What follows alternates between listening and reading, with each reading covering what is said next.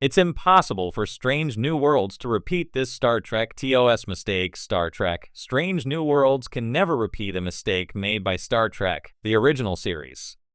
Strange New Worlds is a prequel to TOS, with the voyages of Captain Christopher Pike's Anson Mount Starship Enterprise taking place about 5 to 6 years before Captain James T.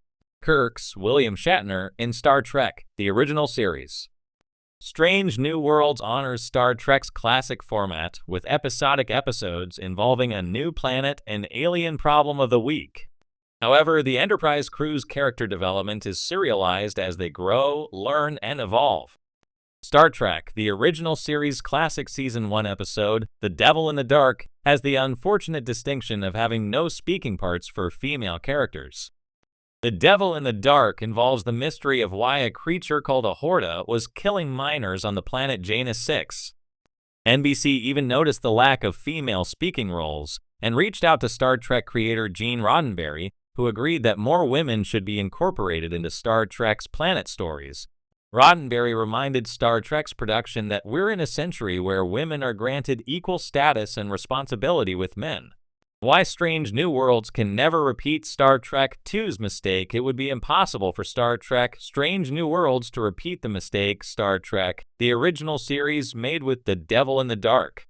Not just because storytelling and equality standards have progressed in the almost 60 years since Star Trek was created, but also because Strange New Worlds is stacked with female characters. Strange New Worlds' main cast has 3 male leads: Anson Mount's Captain Pike, Ethan Peck's Lieutenant Spock, and Babs Olason-Moken's Dr. Joseph Mabenga.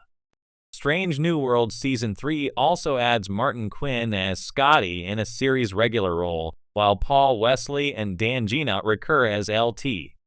James T. Kirk and LT Sam Kirk, respectively.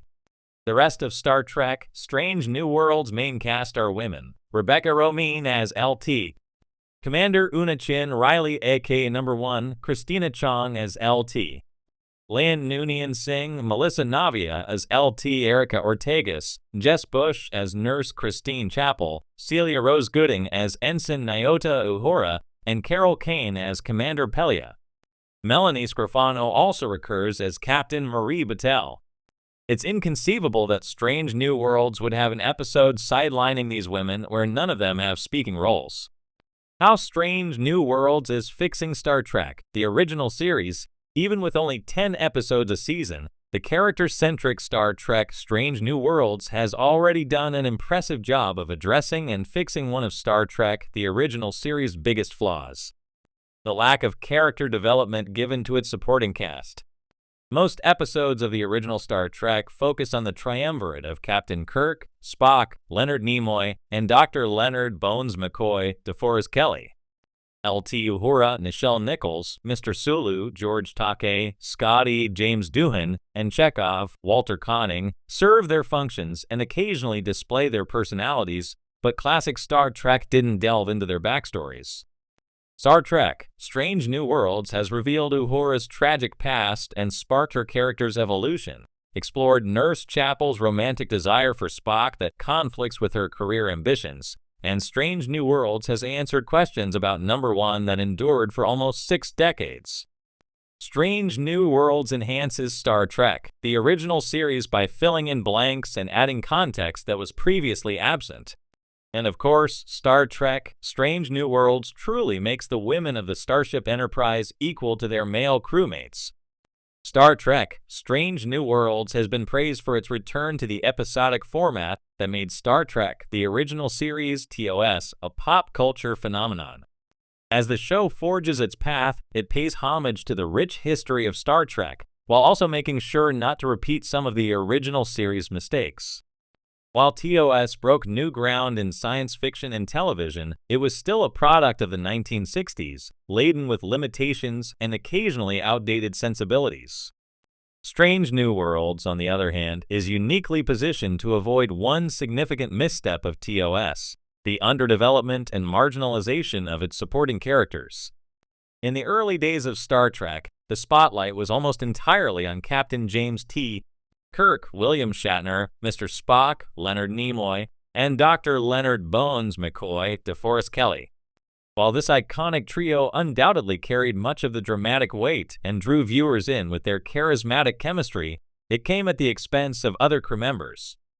Despite their potential, key characters like Uhura, Sulu, and Scotty were frequently sidelined, often relegated to one-dimensional roles or background appearances. In fact, the storytelling structure of TOS often treated most of the bridge crew as mere fixtures on the USS Enterprise, rather than fully realized individuals with their own arcs and importance. For example, Lieutenant Nyota Uhura, played by Nichelle Nichols, broke significant ground as a black woman in a position of authority on a major television series. However, despite her historic role, she was rarely given the depth or attention that her presence warranted. Uhura's character served as a symbol of hope and progress, but was often constrained to minimal dialogue, operating the communication systems with little involvement in the episode's core drama.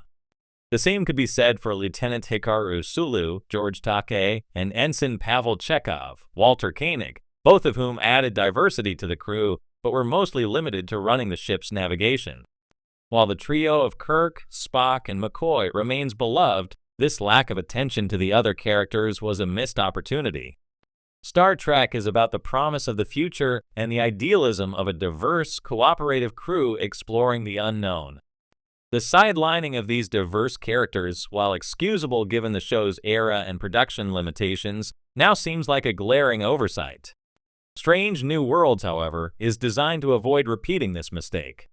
The series has made it clear from its inception that it aims to give all of its characters the depth, nuance, and screen time that they deserve. While Captain Christopher Pike, Anson Mount, is still the central figure, Strange New Worlds has consciously expanded its focus to flesh out the experiences and personal journeys of other crew members. This modern series benefits from the evolved storytelling techniques of contemporary television, which emphasizes ensemble casts, character development, and multi-layered narratives.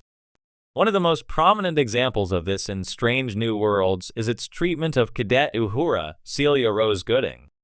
Unlike TOS, where Uhura's backstory and personality were left largely unexplored, Strange New Worlds delves into the origins and development of the young cadet. The audience is shown a deeper side of Uhura, revealing her motivations, doubts, and growth as an officer. This nuanced portrayal of her character not only honors Nichelle Nichols' legacy, but also ensures that Uhura is more than just a symbol. She is a fully realized character whose intelligence, creativity, and bravery are allowed to shine.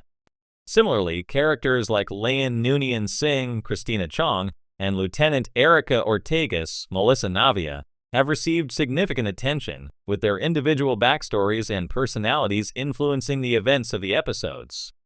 Strange New Worlds doesn't treat these characters as secondary or expendable. They are integral to the ship's dynamic and its adventures, just as important as Pike, Spock, Ethan Peck, or Number 1, Rebecca Romijn.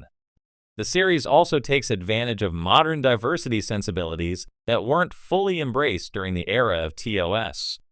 While TOS may have been groundbreaking in its casting of minorities and its portrayal of an optimistic future, Strange New Worlds goes a step further by offering more equitable screen time and deeper character development for women, people of color, and LGBTQ+ characters.